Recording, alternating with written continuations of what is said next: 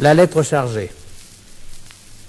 La scène se passe devant le guichet d'un bureau de poste entre l'Abrige, qui représente le français moyen du début du siècle, et un employé.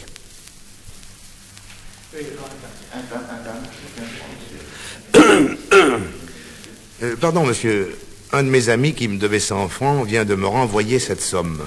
Il me l'a expédiée par lettre chargée à mon nom, bien entendu, mais adressée au ministère de l'Intérieur, où je suis comme principal. Le facteur chargé de me la remettre s'est présenté à mon bureau avant que j'y fusse arrivé. Et il l'a remportée, comme c'était son devoir. Vous l'avez dit. Elle a donc fait retour à la poste. Et à cette heure, c'est moi qui l'ai. Ah. Voulez-vous me la donner, s'il vous plaît? Je suis monsieur... Monsieur Labrige. Il est vrai, mais comment? Vous ne me remettez pas? Mon Dieu. J'ai eu l'avantage autrefois de me trouver souvent avec vous au vendredi des Crottes-Mouillots. Chez les Crottes-Mouillots? Oui. Oh, mais... Est-ce que je ne vous dois pas 100 sous? C'est possible. Mais c'est même certain, je me souviens parfaitement. C'était un soir, il pleuvait. J'étais sorti sans argent, je vous ai emprunté 5 francs pour prendre un fiacre. Excusez-moi d'être encore votre débiteur. Oh, mon Dieu, ce n'est rien. Non, mais vous savez ce que c'est, n'est-ce pas? On se rencontre, on s'emprunte 100 sous un jour qu'il pleut. Après quoi, il fait bon, on se perd de vue, les années passent. Oui, mais oui. Rappelez-moi donc votre nom, c'est Racrevé, je crois. Rabouis. Racuit. Ah, ben c'est pareil, c'est ce que je voulais dire. Vous avez une sœur? Oui, monsieur. Fort blonde, hein? Fort blonde. C'est bien ça, oh, la délicieuse jeune fille. Je la fis valser bien des fois. Je vous prie de m'excuser si je ne vous ai pas reconnu. Je ne m'attendais pas au plaisir de vous voir, puis vous êtes à contre-jour, alors, n'est-ce pas? Eh bien, enchanté de vous retrouver en bonne santé. Et votre sœur va bien? À merveille. Veuillez me rappeler à son bon souvenir, à lui faire tous mes compliments. Je n'y manquerai pas. Mille grâces. Donc, vous avez une lettre pour moi, une lettre chargée, contenant 100 francs. La voici. Bon. Pardon. Qu'est-ce qu'il y a, monsieur? Vous ne voulez pas me donner ma lettre? Je veux bien vous donner votre lettre, mais il vous faut au préalable justifier de votre identité. À qui? À moi? À vous? Sans doute. Ben elle est bien bonne.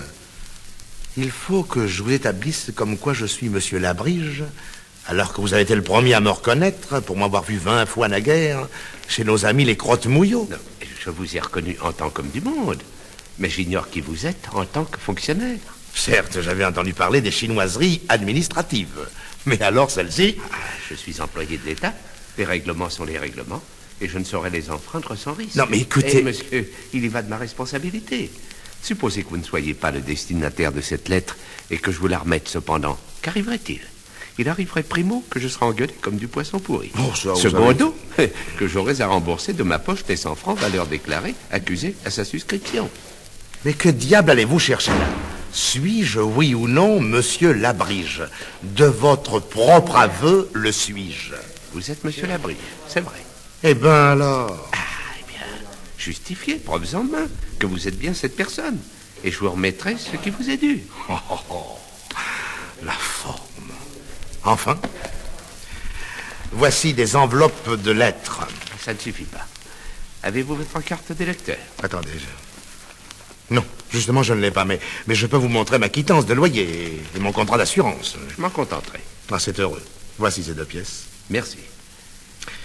Mon Dieu, mon Dieu. Oh, oui. Alors? Oui, je reconnais l'authenticité de ces documents. Seulement, ils ne prouvent rien. Pourquoi? Parce qu'ils concernent un nommé Jean-Philippe Labrige, domicilié 41 bis rue de Douai, alors que la lettre chargée, objet de votre démarche, intéresse un nommé Labrige, prénommé aussi Jean-Philippe, mais domicilié place Beauvau au ministère de l'Intérieur. Si bien que voilà le ministre obligé de me louer un bureau ou de m'assurer contre le feu. Faute de quoi, ce sera comme des pommes pour rentrer dans mes 100 francs. Ah, rassurez-vous, la lettre vous sera représentée. Ah oui? Quand? Demain matin, à 8 heures. À 8 heures. Bon, les bureaux n'ouvrent qu'à 10. Puis à midi. De mieux en mieux. C'est le moment où je pars déjeuner. Puis à 10 heures. Du soir. Parfait. Le ministère ferme à 5. Ah, monsieur, j'en suis désolé, mais avec la meilleure volonté du monde, il n'est pas possible à la poste de modifier les heures de courrier à seule fin de les faire concorder avec vos heures de présence au ministère de l'Intérieur. Alors? Alors, Alors, c'est bien ce que je pensais. Nous passerons, le facteur et moi, la moitié de notre existence à tenter de nous rencontrer, et l'autre moitié à flétrir la fatalité exécrable qui nous isolera, moi et lui, 3 fois chaque jour, à heure fixe, sur des points différents du globe. Cependant, sciemment et de sang-froid, vous persisterez à détenir entre vos mains une somme d'argent dont j'ai besoin et que vous savez être à moi au point de n'en pouvoir douter. Monsieur, cela est trop absurde. Si je connais bien le règlement, le destinataire d'une lettre chargée entre en possession de son dû, moyennant décharge au facteur par lui, donné sur un petit livre à cet effet. Oui, ceci sans le concours d'aucun contrat d'assurance, d'aucune quittance de loyer en un mot, d'aucune sorte de papier authentique répondant de l'identité du signataire. Non, c'est tout ce que je voulais savoir. Vous trouvez donc bon, monsieur, que je donne la somme de 20 sous au concierge de mon ministère afin qu'il réponde « C'est moi ». Quand le facteur, ma lettre à la main, viendra lui demander « Monsieur Labrige ».